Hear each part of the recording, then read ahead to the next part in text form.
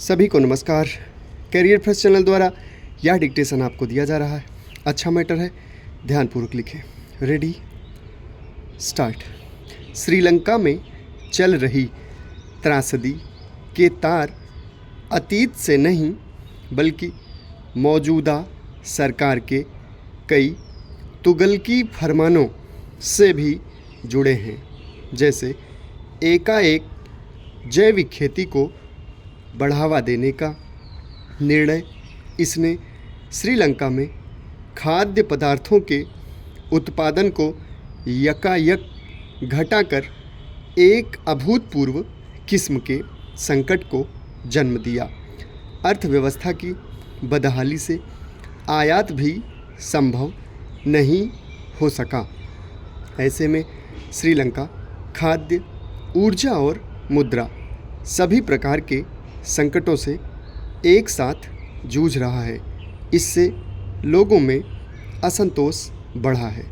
वैसे तो कोविड महामारी पूरी दुनिया के लिए भारी साबित हुई है, लेकिन इसने श्रीलंका की तो कमर ही तोड़ कर रख दी। उसकी अर्थव्यवस्था एक बड़ी हद तक पर्यटन पर आश्रित है। कोविड के कारण पर्यटकों की आवाजाही बहुत बाधित हुई। इससे अर्थव्यवस्था में करीब 11% का योगदान करने वाला पर्यटन उद्योग बेदम हो गया। उससे जुड़े 2-2.5 लाख लोगों के रोजगार मंदी की भेंट चढ़ गए। इसका प्रभाव अन्य क्षेत्रों पर भी पड़ रहा है।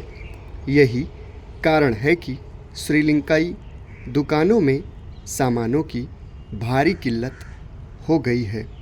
स्वाभाविक है कि चीन से नाउम्मीद हुए श्रीलंका की नज़रें मदद के लिए भारत की ओर लगी हैं।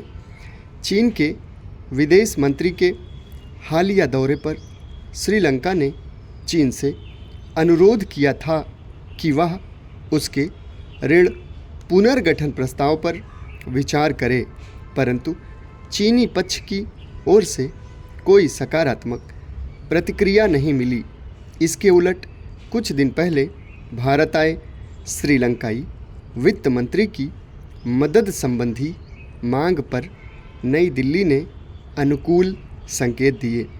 यही कारण है कि भारत ने श्रीलंका की आपात मदद के लिए आवश्यक वस्तुओं की आपूर्ति भी की है।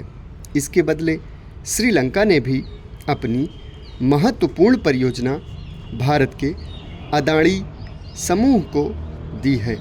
भारत को गहरे समुद्र बंदरगाह की बहुत आवश्यकता है, जो इसकी पूर्ति करने में सक्षम है।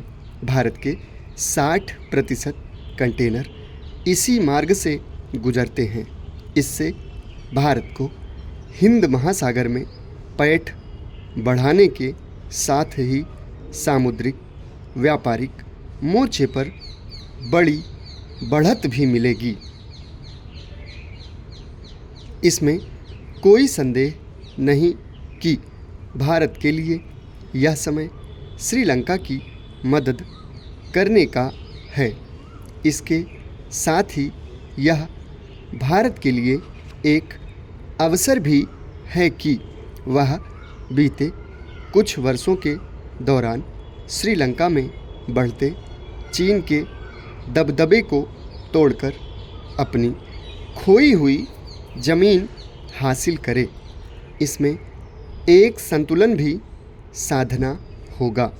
दरअसल बदलते भू राजनीतिक समीकरणों में कई देश चीन भारत अघोषित प्रतिद्वंदिता से अपने हित साधने लगे हैं। श्रीलंका भी इसमें अपवाद नहीं है। समाप्त। धन्यवाद।